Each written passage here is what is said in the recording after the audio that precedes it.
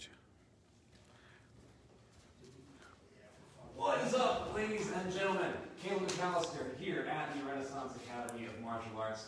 I hope you guys are all doing well as we deal with these last few weeks of government lockdowns. I don't think it's going to be much longer. There's a lot of good news out there.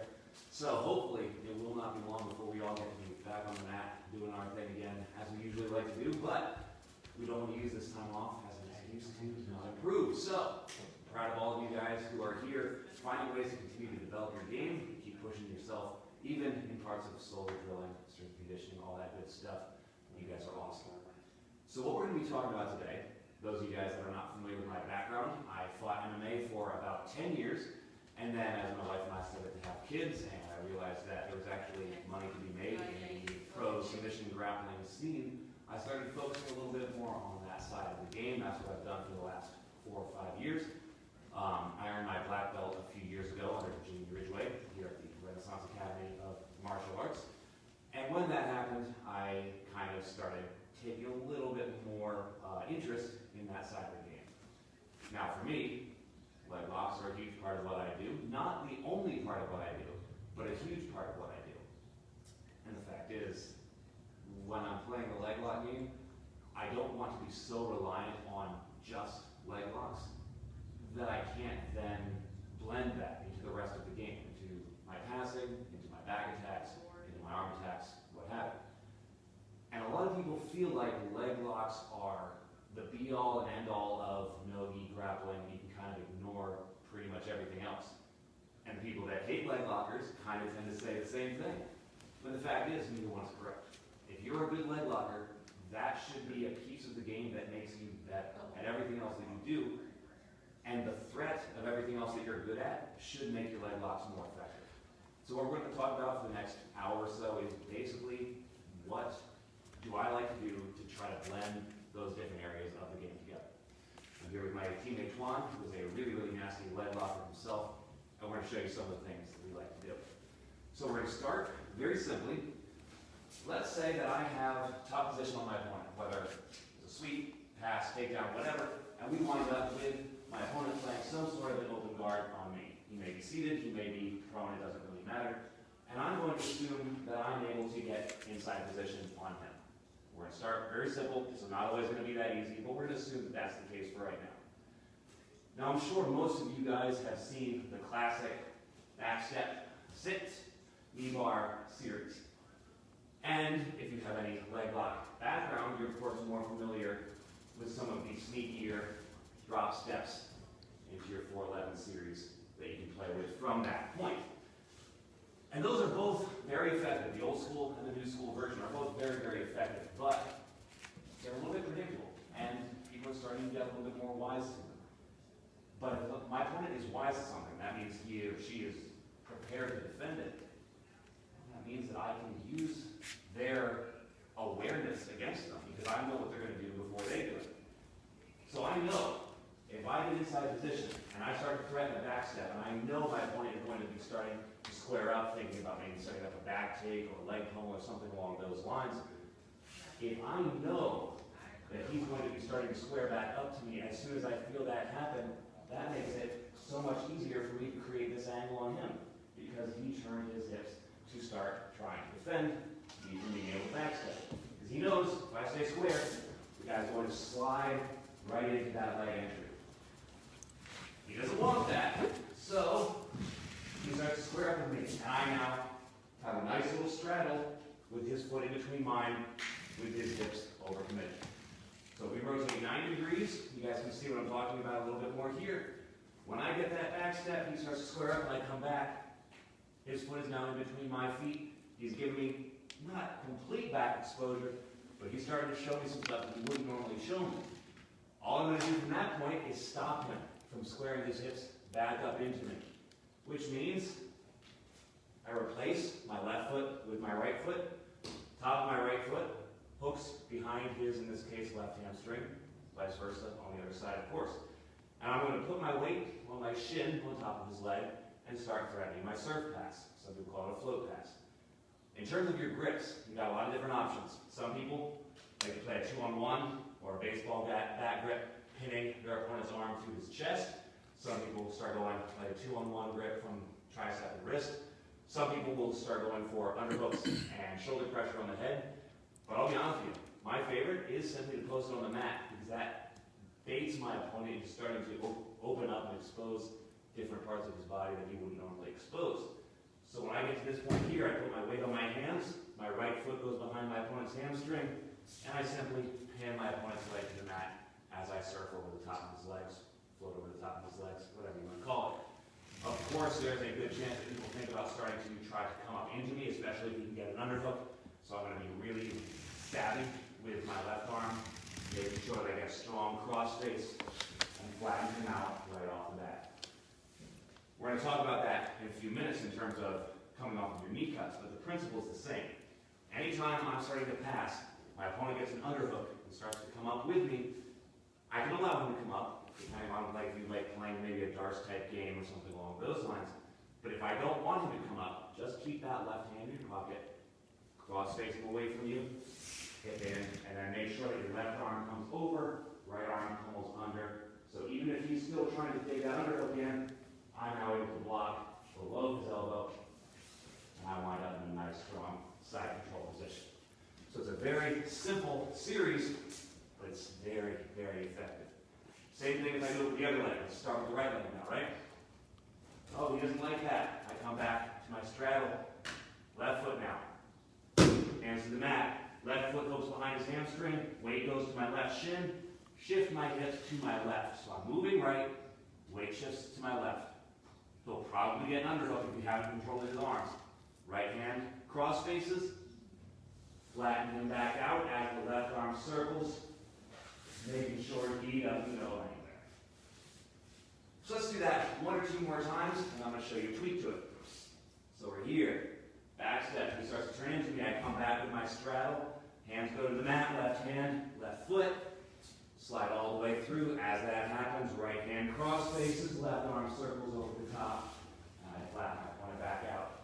But like I said, if you are a darts guy, and you want to fade your opponent, you're coming up into your darts entries, you're more than welcome to do that as well. But that's a whole different ball of wax. We'll talk about that another time. All right, so we're going to do the exact same thing, but we're going to tweak it a little bit now. Right foot gets inside, again, vice versa on the left. I threaten my back step. This time my opponent starts to square up with me, but he knows I'm trying to bait him to exposing that angle on his hip. Again, what I'm looking for before is 1, 2, 3. Very simple, very easy pass when he commits his hips. But, let's say he's savvy. He's not going to fall for a one-beat move. So, I threaten my back step. He turns to protect his leg. I come back to the straddle, and he squares back up to me. Lots of different stuff that he could be looking to do from here. But he's not giving me the angle anymore. I'm not going to be able to surf very easily. And if I try to force it, I'm probably going to get swept, maybe get my own leg taken. So if I do that from the beginning, back step, he squares up again. I'm simply swimming my hands, left hand inside, right hand outside, vice versa on the other side. I'm using that to set up a nice, simple knee cut. He wouldn't have allowed that right off the bat, right? I mean, that'd be great if he did, if I could just go into my knee cut, but a lot of good guys are not going to fall for it quite that easily. But if I threaten the leg tag, I threaten the serve, okay, great, thank you. Now he gives me an entry much more easily than he wouldn't have given me before. And if he's terrified that at any moment I'm going to rip his leg off, man, those entries get a whole lot easier. Like I said, if you're good at leg locks, your passes should be better, not worse. All right, so let's talk about this point. Because, of course, I could have simply finished my knee cut. If you have any experience in jiu-jitsu, you probably have some pretty good familiarity with the knee cut. I'm not going to put a lot of time into the basics of the initial knee cut, because we do have limited time this evening. What I'm going to talk about is what happens when my opponent reacts to it. Because this guy was good enough to not let my first attack work. He was good enough to not let my second attack work. I started to get an entry on the third. He's going to be starting to fall behind just by necessity if he keeps reacting to me. But maybe he didn't fall completely for it. And of course, he's got a couple different options. One, being to set up some sort of a quarter guard situation where he clamps down on my heel and then maybe starts thinking about setting up some sweeps, some deep half entries, a lot of different stuff that he can do from that point. All right, I've got some options from here. And what I look for really does depend on the type of look that he gives me. Of course, he could be going into his knee shield, or he could be going into his quarter guard option from there. But if he goes to the quarter guard option, I like to, you know, the Sun Tzu, when you're strong, act weak, when you're weak, act strong concept. I like to act, like frustrated, like, oh, can't get out of here. And he's like, oh yeah, I've got a strong quarter guard. I'm gonna sweep this guy. Except what I want is for him to really feel I'm too strong for him. I'm not gonna let this go. And I want him to bite tight on that quarter guard. Realistically, it's not that hard to shred if my opponent doesn't do something else with it immediately, which is what a good guy will do. But if I can't get out, I'm not, you guys notice, really committing to trying to get to an underhook, or to an overhook, or to a crossface. That's the tell that I'm not really doing this right. Like, oh man, I can't make it work. All I'm gonna do is shift my weight back, sit my hips on his hamstring, so now his leg is stuck in place, and now I'm going to back step again. But I don't want to just back step. Why? Which is what we usually do in a lot of these situations when we're starting out as white belts and blue belts, because there's a good chance that as I rotate, he'll rotate with me and start looking my leg, and now he may get to sweep on me, or at the very least, I don't get the control on him that I was looking for.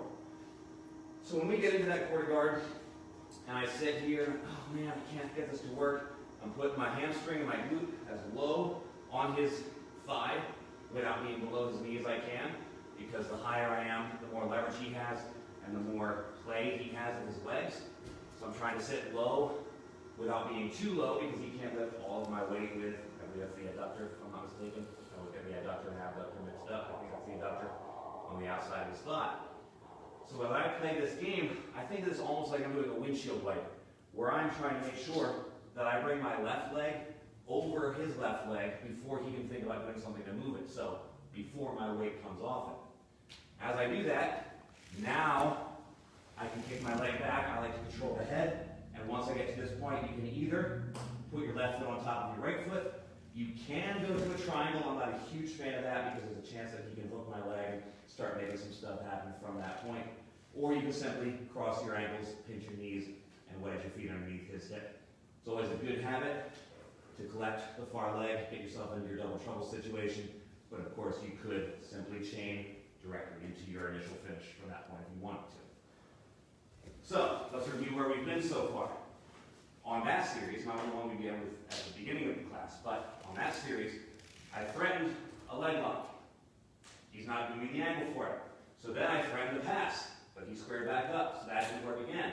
So I chained the leg lock into the pass, into another pass. He messed me up again, or thought he did. Sometimes if I want this entry, I'll pause and kind of give him a second to lock a quarter guard on me. As that happens, like I said, I'll mess with him, try to make him feel like I can't win that battle. My favorite grip is the collar tie from that point. You can do, again, whatever grip you like from this point. Windshield wiper your leg up as you sit your hip back. Now kick your left leg back to get your left knee behind his hamstring. As that happens, sit. Once you get to this point, whatever leg position you like, whether you're putting your left foot on the ankle, whether you're crossing the ankles, whether you want to go to the triangle, well, like I said, that's a little bit weaker, but I'm not going to be too nitpicky about any of that stuff right now. You can collect the double trouble, like we were talking about before, or you can go directly into your finish. And I'm not going to talk about finishes quite now.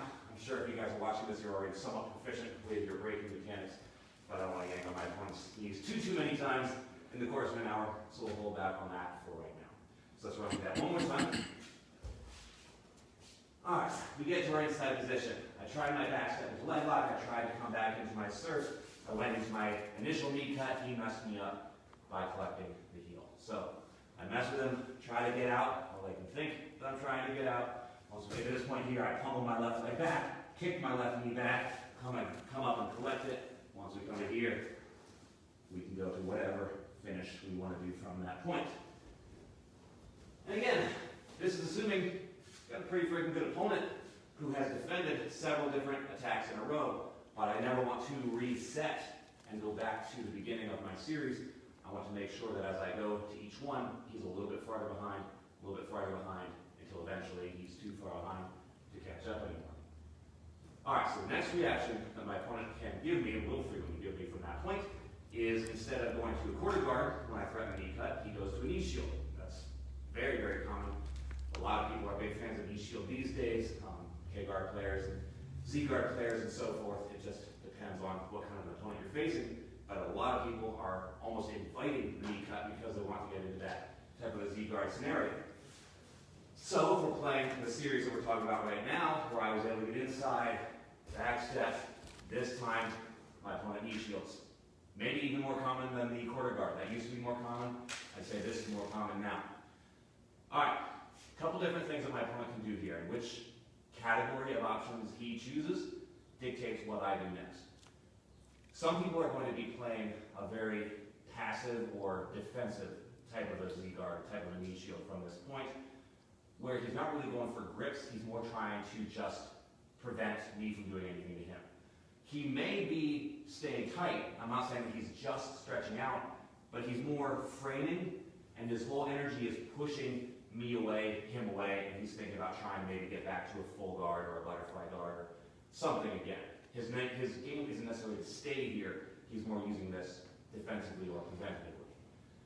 So if I'm in this situation and I feel that is his energy, when I feel him pushing away from me, as I feel that energy, I'm going to allow him to push me. Now, that does not mean that I allow him to push me over and then he comes up and he gets to sweep and it's just awkward and kind of clumsy for both of us. I'm going to do a very similar motion. If anything, it's a more decisive windshield wiper motion with my outside leg than I was doing on our last move. But I again have to do that very quickly. It cannot be like a deliberate, slow, methodical version of it because he's not going to stay there long enough. So I have to be quick, but there's a very specific order of operations that we're going for. Like I would say, it's dominoes falling, one, then the other, then the other. There's a very specific order of operations, but there's not a big pause in between each one. So when I get to this point, I'm simply going to windshield wiper my left leg over the top as my opponent pushes on me, and I'm going to sit my left hip over the top of his right leg. My right foot goes into the hip, I close my wedge from my left shin to my right ankle.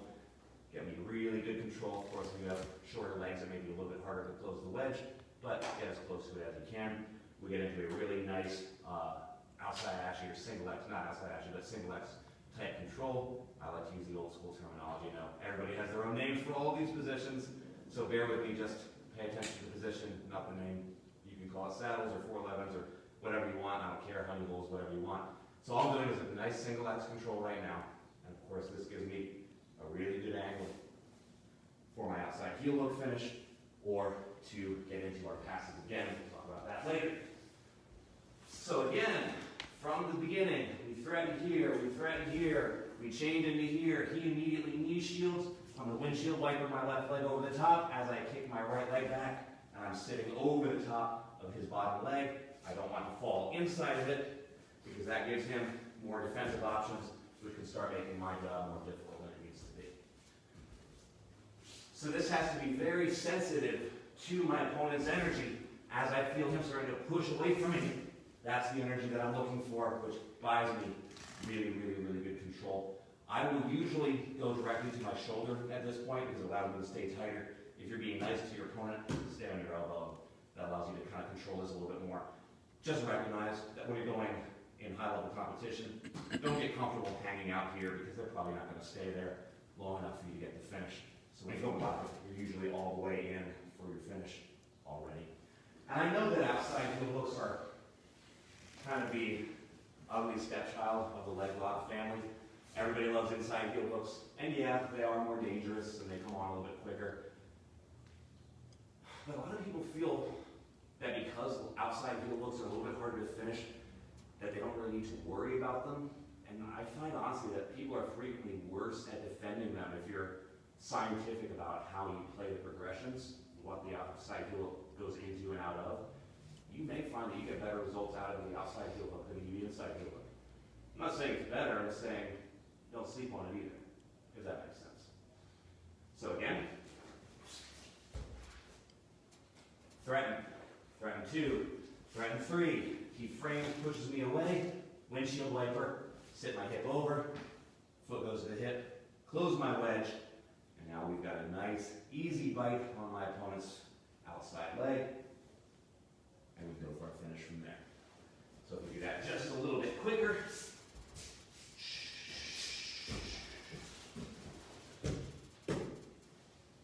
Very smooth. If you're watching from the outside, it doesn't really look like a whole lot happened, just a little bit of kind of shimmying back and forth, but you're making your opponent prove that he knows how to react to all of those. Anytime that I feel there's an earlier exit ramp that'll take me to my destination, if he doesn't react to any of those baits that I'm throwing out there, I guess we can finish right off of that. All right, so the last thing that we need to talk about on that series then is what happens if he's not just pushing me away. So if we skip ahead to that initial knee cut, which is stage 3 of the series that we're talking about here. All right, so we get to this point at this stage of the game. Like I said, a lot of the time people play very defensive with their knee shields from this point. Obviously, if you're in an MMA or self-defense situation, you don't want to be close enough that I can hit you, so people are going to move themselves away, which makes my life very easy for getting to this point. People are starting to realize just how effective leg locks can be in MMA. Personally, I find that they are more effective than a lot of submissions because you can keep your legs between you and your opponent, which means if I get to this point here and he's starting to try to hit me, I can make sure that he can't reach me from that point because of all the legs that are in between us. That's a little bit of a segue. We'll talk about MMA leg locks another time, but don't sleep on them. You MMA guys, you look at Gary Tonin and Ryan Hall, 50-50 guy. There's a lot of really high-level MMA guys that are proving how effective leg locks can be. I think that's just the beginning. You're going to see a lot more of that. But if we are not in an MMA situation where my opponent is not worried about me punching him, you'll see him starting to come a lot closer. And the problem with that is maybe he's thinking about starting to dig underneath my leg, or there's a lot of different things that he might be thinking about. He may simply want to make sure that I can't switch, right? Like he wants to play a knee shield game, but he doesn't want to let me control his top leg. So if he's here and I just try to switch sloppy, he's immediately into a position that allows him to come up into me and not allow me to stay connected to his leg. So I'm probably not going to try it. If I feel his energy is sliding towards me and not pushing away, let's scoot back this way just a little bit, thank you, sir. If I feel that his energy is kind of sliding towards me more than it's pushing away from me, I'm not going to try to switch into that top side single axis control to the outside heel hook that we were doing a few minutes ago. If he's tight to me, I'm attacking his head.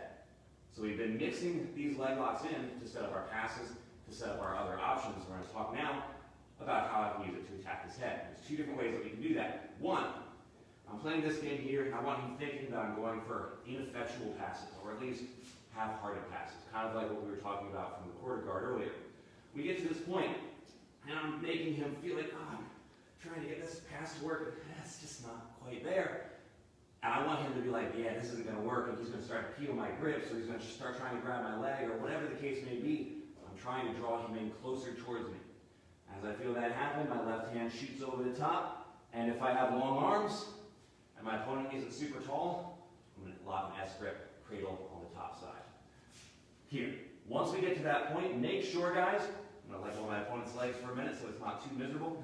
Make sure that, especially when you're doing this in competition, that you're not putting your arm down to the base of his neck. Because he's now going to try to make sure that his head is up and his neck is in a straight line with his spine. Which makes it very difficult for me to control him because he can now start to fight me with his hips. He can start to peel his grips. There's a very poor chance of me being able to control him. So as soon as I get over his head, I'm going to slide my elbow towards the top of his kind of back quarter of his temple. Not so high that his head slides out, but not so low that I'm at the base of his neck and he can get a strong neutral spine. So when I'm here, I don't want to be like this. Look up to him. That's what he wants. I want to be like that. Look up to him. If he's here and he fights me, it's with his hips. It's with strong muscles. If we're here and he fights me, it's with his neck. I don't know about you, but I can hold anybody if I'm putting my entire body versus their neck. I think that's probably true of just about all of you as well. So now, finishing the pass is a piece of cake. So we're here. Oh, he doesn't want me to leg lock him. All right, sneak over. Now I'm simply going to put my weight on my right hip. Let's rotate this way if you don't mind. Put my weight on my right hip. I was stapling his bottom leg to the mat. Once I get my cradle locked, I put my weight on my right hip and I simply sprawl back. Once that happens, you've got a lot of options depending on your game where you want to go next, because you now have a pass with a cradle. That can set up a lot of different stuff. I don't want to get too complicated with it for right now, but you've got options. So we're here, I sneak over, I sprawl, I keep everything controlled tight, and I am more worried about freeing my leg than I am about the angle that he's created. I know it looks like he can think about starting to try to come up to his knees from this point. If he does, as I drive up, I'm going to do this for my knees to be nice. Because I'm controlling his head, like I said before, don't drive him that way. He's got a plant hip. Drive him this way, towards the neck. The effect is very similar to if you're doing a half Nelson. My opponent sits up for 1 second. The effect is very similar to if I'm using a half Nelson to turn him. I'm twisting his neck. He's going that way not because I was too overpoweringly strong, but because he's choosing to roll that way to relieve the pressure on his neck. So that's one of the ways that you can use the cradle as kind of your friend. So from the beginning, we get inside position, we backstep, we threaten. All right, we get to our cut. He decides that he wants to stay tight to me. If I felt any energy of him driving leg break, I'm already in the control that I wanted. But he's wise to that.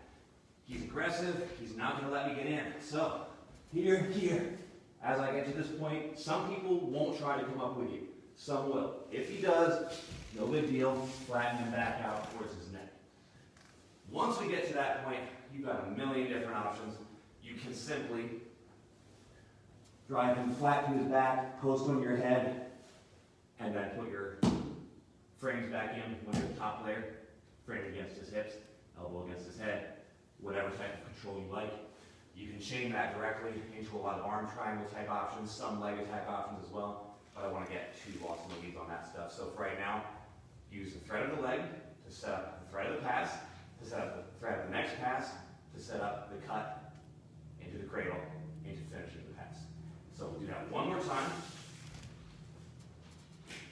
Threaten the initial leg lock.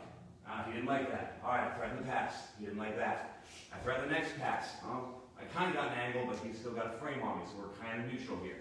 A little bit of an advantage. I gained some ground, but I didn't get everything I needed. All right, he's not going to let me just push him away. So I block. I like to put my knuckles on the mat. Some people cut. It's up to you. Make him worry about what I'm doing next. He decides he's going to think about maybe peeling the hands. As soon as I feel his head within reach, I punch my left arm over the top, lock up my S grip, weight goes to my right hip as I sprawl. Now, if I need to, I take him towards his head, post on your head so that he's not able to get away from me.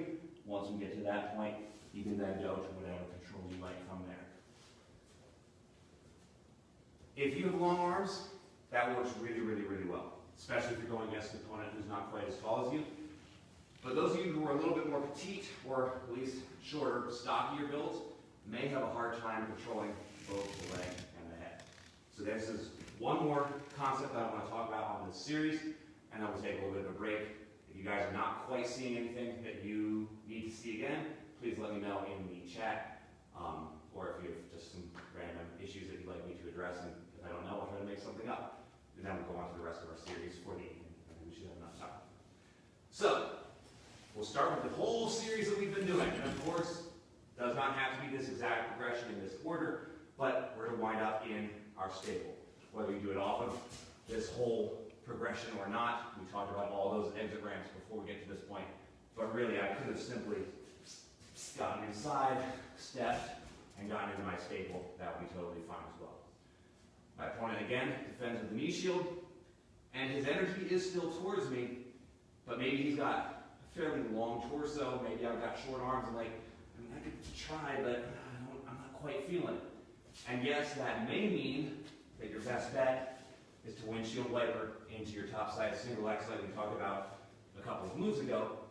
But if my opponent has not truly pushed me away, he simply has a little bit too much of a torso for me able to reach effectively, you may not quite feel like either option is available.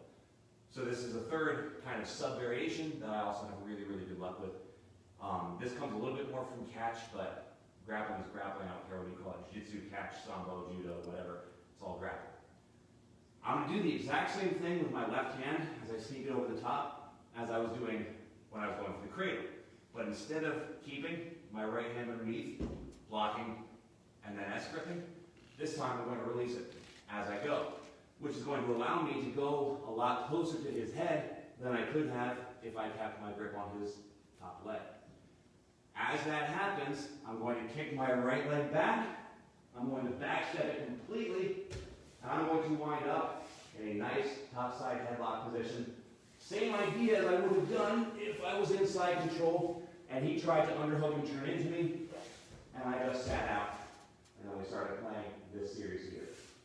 It's a control position that not all judo or not all jiu-jitsu guys tend to use, but it is very, very effective, especially on a really strong opponent, because I'm forcing him to use just his neck to move. His hips, his back, his arms don't really make a huge difference. And this is one of the easiest ways to get into it. The biggest thing that I want to think about, actually, I will do this without a teammate for a moment, so I don't put too much pressure on my opponent while I'm talking. But I want to think about when I'm here, I'm using my bottom side lat to drive my opponent's temple into my forearm on the other side. This is not a choke. I'm simply trying to lock both sides of his temple in a vice so that he can't turn either way. For him to try to turn either way means he's using the muscles on either side of his neck, which, as I said on the last series, the neck is not very strong compared to other larger muscle groups. So when we get into that staple position, and we wind up skipping ahead here, my opponent frames, I don't think I can quite reach, kick, shoot over the top, backstep right leg, and get a nice base. The point of this backstep is because he will frequently try to underhook and drive towards me. And if I have no base, of course, I'm going to lose my position. So make sure that as you step back, here, I step my right leg back, and if he does try to drive into me, he's not going anywhere. Once we get to this point, rotate this way. Once we get to this point, you guys see where my left thumb is pointing up. I'm using my left lat to push his head down, and I am comfortable here. I can take my sweet time if I feel like he's grip fighting me or I don't quite have my arm where I want it. I am in no rush. I can get my breath back, find all the photographers, make sure they get some good shots. Take your time. He's under pressure. He's being smothered. I'm not actually choking him, but he's being smothered, especially you bigger boys. I'm 165 pounds. Those of you guys that are 200 plus, you may be able to get a tap simply by smothering your opponent just with the side of your body. It's just horrible. But even a skinny guy like me can make this pretty unpleasant. And once I'm ready to go for my finish, got a lot of different options. One of my favorites, left thumb up, right hand cups over the top. So just like your classic, standard, old school guillotine, except when we get into that position, I pinch my right elbow back. Occasionally I will go palm to palm, but we'll talk about that another time. I pinch my right elbow back so that my opponent can't pummel for his underhook. Of course, I could be going to my arm in guillotines, but again, talk about that another time. I'm going to slide my left knee really snug against my opponent. If his arm's in the way, that's totally fine. Just push his arm against his body. If he's putting his arm somewhere else for whatever reason, put your knee against his body. Most of the time, we'll be trying to do some sort of a frame, so just push it snug. It probably should have been there anyway, but just make sure, okay, I got that snug. Right toes on the mat, I'm going to drive him flat. There's no real chance of him preventing that because as his head rotates, he has to go with that. I don't want him to be able to throw me top heavy, so as that happens, I'm going to post on my forehead. So we rotate this way. As I drive my opponent flat, I'm going to post on my forehead. Keep my left knee tight, step my right leg up. I'm going to put my right foot against my opponent's hip. I'm not stepping all the way over. There are times that you will do a version similar to that. But on this one, I simply want to make sure that he can't move his hips. Once we get to this point here, I'm simply going to rotate. Think of it much more like a north-south choke with a twist. Very, very unpleasant type of catch guillotine. I've had really good luck with that. I use that in a lot of competitions. And it's really frustrating because for the person on the bottom, you feel like you're separate. Like if you guys look at that finishing position there, my points of contact are that hip and his neck, and he has no awareness of where my body is. it's very difficult to know how are you supposed to defend that when you don't really know where your opponent is and what to get a grip on, what to frame against, etc. So let's actually go back to the beginning. Run through this one more time. Threaten, threaten, threaten, shield. Oh man, that's not quite working. Not quite sure that I can get the cradle the way that I want it. If you can reach it, cradle's probably a little bit safer. But Geronimo, I'm gonna let go, back step, get a good frame here. Once I get to this point, knee goes in, forehead goes to the mat, right foot goes to his hip, and drive your hips forward. So the motion, if I put a little more pressure on it so that my opponent doesn't get injured, I get to this point here, I set my left leg to put it on his hip as I'm posting on my right shoulder, and I simply drive. Again, one of my probably top 2 or 3 favorite guillotines. I've had a lot of good luck with that one. All right, so that is a little bit more than halfway through our material. Got a few other things that I want to get to, but I'm gonna grab a sip of water. I'm gonna give you guys a second if you've got any questions on anything that we've gone over so far. Please let me know, and then we'll move on from that point. So bear with me, I will be back in 30 seconds.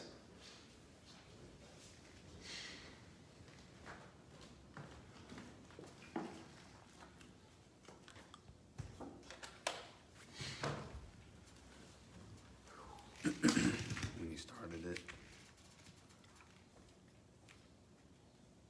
was vertical.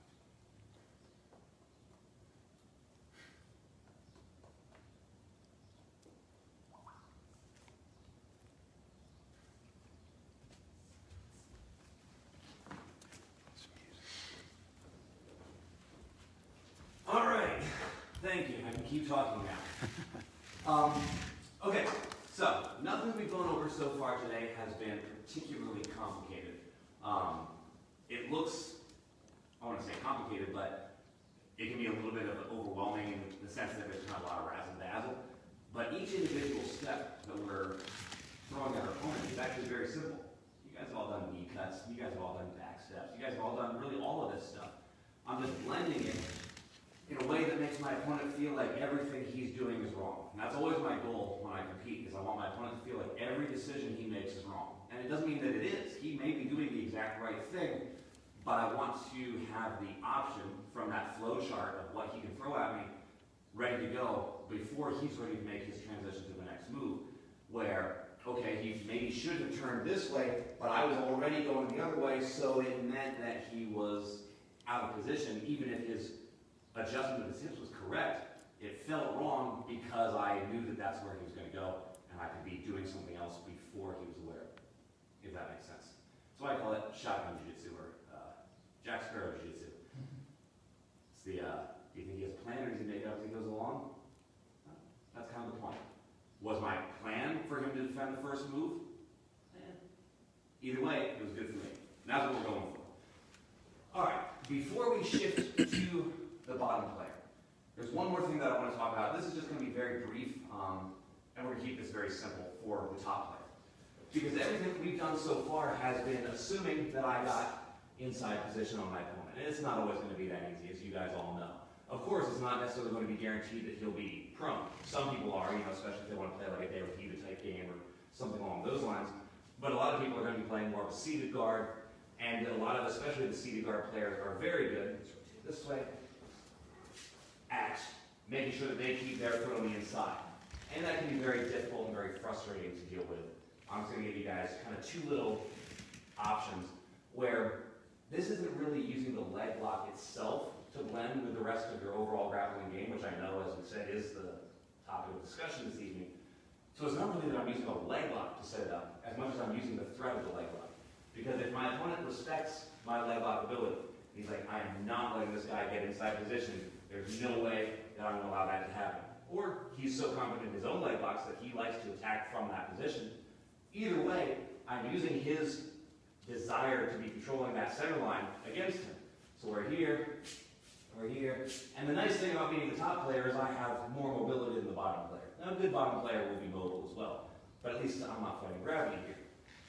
So what I want to do is kind of gradually seduce, weird as the term as that is, I want to seduce my opponent into starting to commit his foot a little bit deeper than he originally meant to. Because the alternative from his perspective is that I get my foot on the inside, and he doesn't want that. So, if you guys can see, we're going to kind of create a 45-degree angle so that my back isn't blocking too much here. If we were here, you guys see where this is a fairly loose seated guard. You see where my opponent's inside foot is, right? That's good for him. He's got a lot of different options from here. Okay, so let's say I pummel my foot to the inside, and he shifts his hip back, and he pummels back to the inside. All right, pause for a second. If you guys rewind the tape, his heel to butt is fairly compact compared to what it was even one pummel ago, because he had to shift and get himself back into position. Now, like I said, a good guard player is going to be very good about scooting, replacing, pummeling, replacing. They're going to be fairly mobile while they're on their back or while they're on their hip. But nonetheless, like I said, they are still fighting gravity, and I'm not. So there's no reason why I shouldn't have at least a slight advantage at that point. So what I'm trying to do is draw his outside foot a little bit closer to his center line and a little bit closer to his hip. So instead of being out here, I pummel in a little bit more, and come in, he comes in a little bit more. As I feel him start to pummel, I'm going to catch the heel, my outside arm, I'm going to go across to his far shoulder, and I'm not saying hit him with your elbow, but make sure that he gets a nice frame full of your forearm on the way, especially if he's being stubborn, because sometimes as he feels me catch this, he's like, oh no, and he's coming in to try to peel my grips off, my note stay out there. As that happens, he may think about trying to hook with his other leg, so make sure that you kick that leg free, and as we come into this point, I can either go leg drags, or simply do a Toriano type pass, go back into your classic stuff. So it's not a complicated move.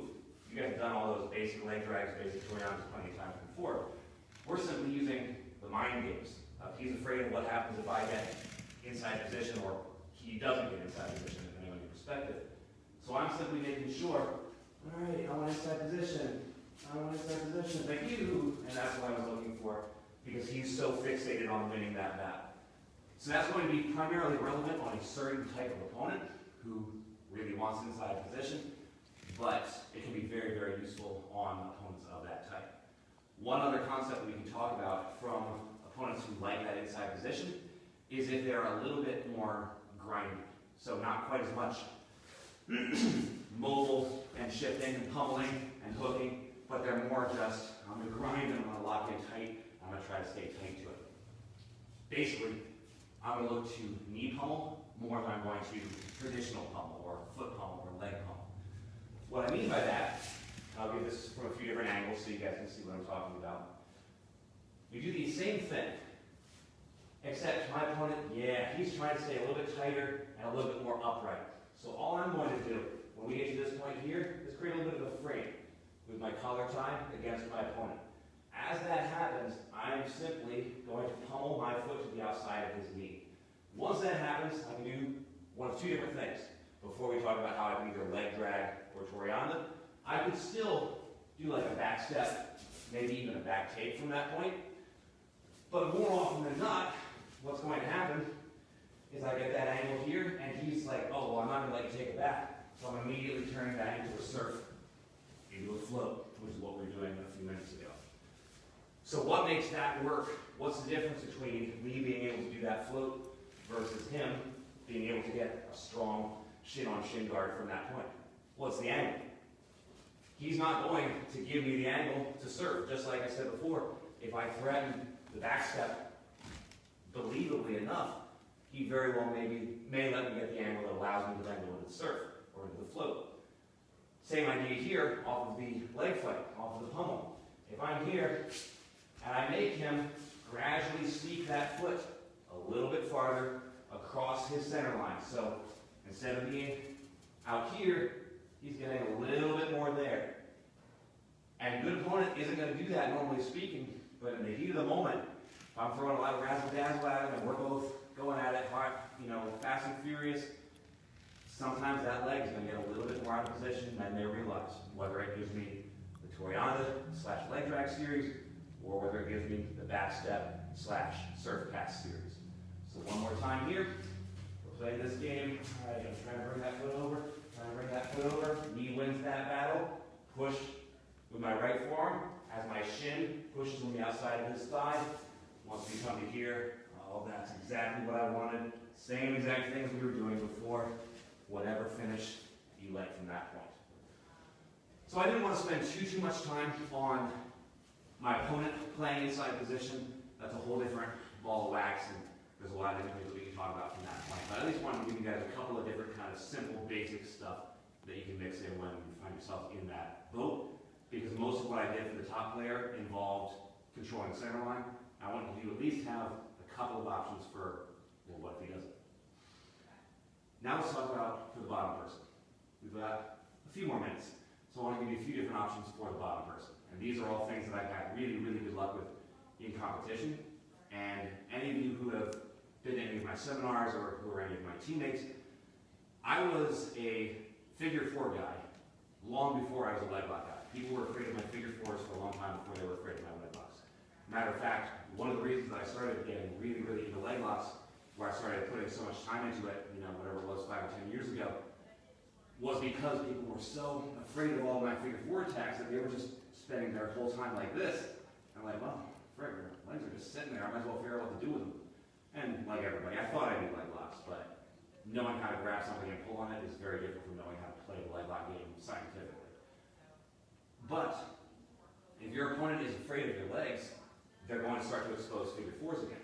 And I use the term figure four rather than Kimura or any of the other Ben armbar, chicken wing type terms that you can use, because I think figure four best captures the concept that I want my students who play figure fours to take away, which is that it's the same concept from a multitude of different angles. It's not 18 different moves, it's one move applied at different angles in different ways. So let's say, and again, this we could get really into the weeds with, let's going to start as simply as possible with just this very simple butterfly guards type series. So let's turn this way first. And I'm going to set up a very simple figure four entry from the butterfly guard. Like I said, this could be pretty much any type of full or half guard, Z guard. There's a million different ways to get into this. We're going to keep this really simple.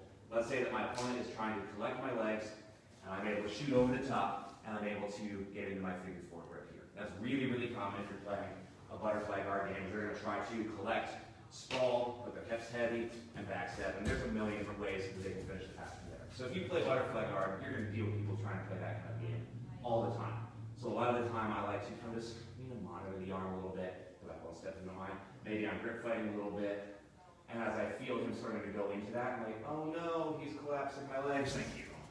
So I've had really, really good luck with a million different setups along those lines. But like I said, we'll keep this very simple for right now. Now, you guys see what I'm doing with my legs right now? This gets more complicated from other setups. We're going for the simple one right now. I'm simply, as I allow him to collapse my legs, and as I shoot it through, I'm bringing my right knee to the opposite side of my opponent's leg as my left leg goes to the floor. So we were here. I allow him to start to collapse my legs, to collapse my guard, and we wind up here. And I really don't care if his grip breaks or not. Even if it does break, as soon as he feels it here, he's immediately going to start sucking it in, whether he's grabbing his hamstring or his midsection, or a lot of the time people will lock their hands together here. Of course, in the gi, they'll frequently start grabbing lapels, just depending on the situation. All right, when we get into this type of a situation, would I be able to sweep my opponent from here? Nope. But if I'm here, can I get my opponent off his hips now? Yeah, probably. If he's so concerned that he stays on his hips to not get swept, that he lets go of his hand, well, yeah, I mean, maybe he breaks his arm, but no, he's not going to allow that to happen. He's going to keep a grip on that hand, which means that if I start to apply pressure to him, he's coming off of his hips. It's just the nature of the game. Now, if my opponent is keeping really, really strong grip, whether it's on his midsection or on his other hand, it does not really matter. The odds of me being able to pull this arm out are not very good. But when I'm in this type of a situation, he can go one of two different directions. He can put his weight on his outside leg and he can roll. Or he can put his weight on his inside leg and he can roll over that shoulder. So what that looks like, is good for me either way. So when we get into this position here, and I shot my right knee to the outside, and he's keeping really good defense, whether it's over my leg or under does not really matter. He may roll to the opposite side, or he may roll all the way through. Depends on whether he puts his weight on his inside leg or his outside leg. Does not matter to me. If I can get him to do that, that is fantastic for me. because I can thread the needle, roll my opponent up, and then go either into my armbar series from here, or into my Kimura series from here, whether I want to go towards his chest or towards his back. But here's where things can get a little funkier when I'm dealing with a high-level opponent. If I am the person who's attacking that arm, my opponent knows that I'm using that series for the sweep. He knows I'm not going to get the arm free. He's not going to allow me to just sweep him, and he also knows that he can't prevent me from making him move that direction. So what a lot of people will do, we're going to talk about this kind of in slow motion here, as we wind up in that position where I start to commit, in this case my right leg, my left foot's on the floor, a lot of the time he's going to hook this leg with his as we roll. Almost like he's trying to lock, yes, like he's trying to lock a half guard type situation, and if this goes perfect for him and crappy for me, he winds up starting to threaten my back, and this is not what I had in mind at all. So a lot of people that are comfortable with being threatened with a figure four game are going to try to use it for a back take along those lines. There's a few different ways you can do it. But, like Princess Bride, I know what he's thinking before he knows what I'm thinking that he's thinking kind of situation. When we get to here, and I know that he's going to hook that leg, right? All right, so if we wind up in that situation here, we're going to wind up, or I'm going to rather put myself on my shoulder. I'm using his arm that I'm controlling with my figure four grip to give myself the angle. Now, he's usually going to help me in this because he knows that if he lets go of my leg, then I go right back into my figure four series again. He doesn't want that. So he's usually holding on to that leg kind of in desperation mode. And I like to go to this position where I'm using my right hip to pin him to the mat while I'm posting on my right shoulder as I'm attacking that right arm. And again, if I feel this arm come loose, that's a good tell that I should focus on the arm. Because, believe it or not, when I'm in that situation where I was a second ago, I can now choose, do I want to focus my offense on his leg, or do I want to focus my offense on his arm? And I'm in a beautiful situation there where I have not committed to either, but I've got control of both. So it puts him in a really crummy position because he's not sure which way to focus his defense, but I can take my time deciding which one I think he's going to defend worse. So when we get to this point here, all right, I'm hitting my hip, and again, I'm not fighting him for this. He's helping me do it because he's trying to hold onto that leg as tight as he can. All right, now, like I said, I can decide do I want to focus on my arm or do I want to focus on my leg. Here, if you guys can see, he's fairly shallow on my leg, right? He's below my knee. I've got long legs, and I don't feel like he's got really all that great of control over my leg at this point. He's not very close to a back take, put it that way. So, when we get to here, I may very well decide, you know what? I'm going to push here, gradually clear myself out, and go back into my figure four series. We'll be loose with this right now, but of course it'll be way tighter and way nastier whatever direction you want to be finished. But if my opponent has a really tight, high bite on my leg, especially if he's starting to get above my knee, that very well may tell me, all right, I should focus on the leg. One of my teammates then, he famously is a fan of the now you can't leave analogy, which I believe is from Goodfellas, where the mob guy tries to throw the bikers out of his bar. They say, no, we're not leaving. So he locks the door, turns around, like, oh, now you can't leave. So he uses that analogy all the time, where like, if my opponent doesn't want me to pull his arm or leg, it's like, all right, well, now you can't leave.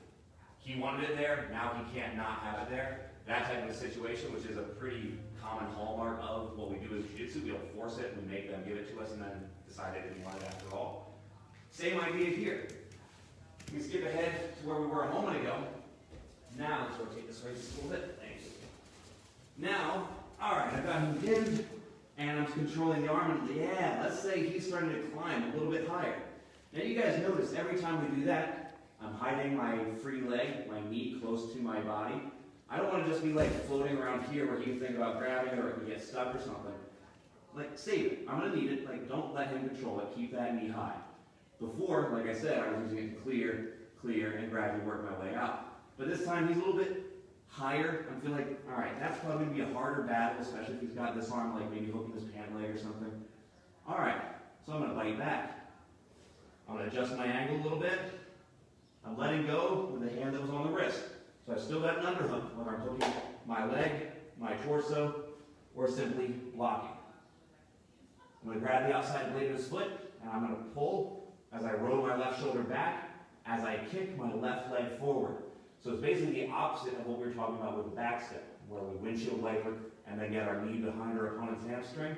Same idea here, where I've now got a really strong bite on my opponent's left leg. Here. What he does with his legs is going to dictate how I finish at this point. It's a very similar scenario to if I had back step. We're just getting into it a little bit weird. So he could be hooking here. It's not likely because he knows he's going to get knee barred if that happens. So most likely he's going to hide over the top. In that case, I've got options. But I let go. I get to this point and I'm controlling his top leg. So I've got his secondary leg controlled with my left hand. I've got his primary leg controlled with my legs. As that happens, I can now let go with my right hand, and I've got options at this point. I'll really take whichever one my opponent gives me. I can either roll to my right shoulder and finish the toe hold or the knee bar. Or, if we wind up in that situation, if you bring your arm back, sir, thank you, where we were here, he's hiding his legs, I've got a good bite above his knee, and let's say in this case he's starting to turn me to my left, really to both of our left, by the way. If you go this way, I take the toe hold, right? Yeah, let's say he's turning me this way. Maybe he feels like he's safer in that case. That time, now we turn our hips, we go right back to the series that we were playing with at the beginning, except we got to do it a slightly different way. Like I said before, you could either put your foot on top of your ankle, you could cross your ankles and hide them underneath the hip. You can triangle, although I don't recommend that in this position as much. I would recommend that more on the outside 411. If my opponent hides this leg here, no big deal. Go into your double shovel, and we've got lots of finishing options from that point.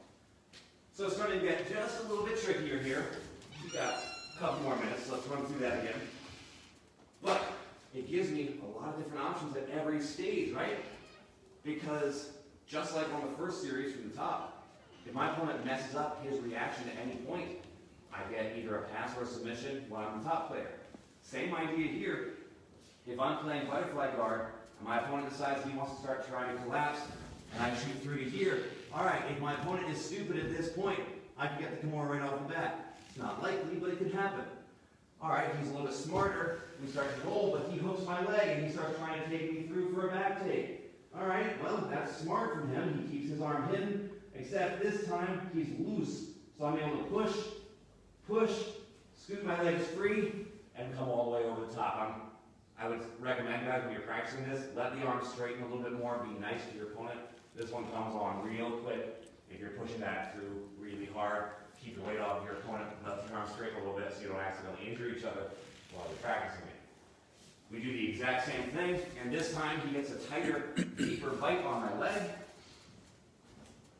Same idea. He hides the arm. I threaten, he pulls me through to try to take my back, but this time he gets higher and deeper. All right, I make sure I get one through, bite back, catch the foot, let go. I can go to my right hip, finish with my toe hold, or with my knee bar, or if he takes me to the other hip, we go the exact same thing that we were starting off with at the beginning of class. If he does not protect this leg, if he does protect it, we go to our 411. If he does protect this leg, then we go. I'm sorry, if he does protect it, we go to our double trouble. If he doesn't protect it, we go to our 411. So one more time. I know there's a lot of steps on this one. My opponent does most of the work for me. He pulls me with him. All right, no worries. Thank you. Once we come to here, we get exactly where we want to be. Most of the time, they will hide this leg immediately. So don't get too frustrated if you're like, oh man, he's like hiding up. Like, thank you. That's what I wanted. So expect that they're going to hide it there. They almost always do. But if for some reason they don't, like you don't have to help them do it. Just this is what we expect as part of our muscle memory, simply because that's such a common reaction. But if he for some reason hasn't, I'm already into my breaking mechanics at that point. Well, we are running pretty short on time, guys. So if we have any questions that you did not get a chance to ask during the live broadcast, please feel free to message me. But if you have any questions beyond that, I'm happy to answer them. Thank you guys again for your time. Keep working. I will see you guys later. Have a good night.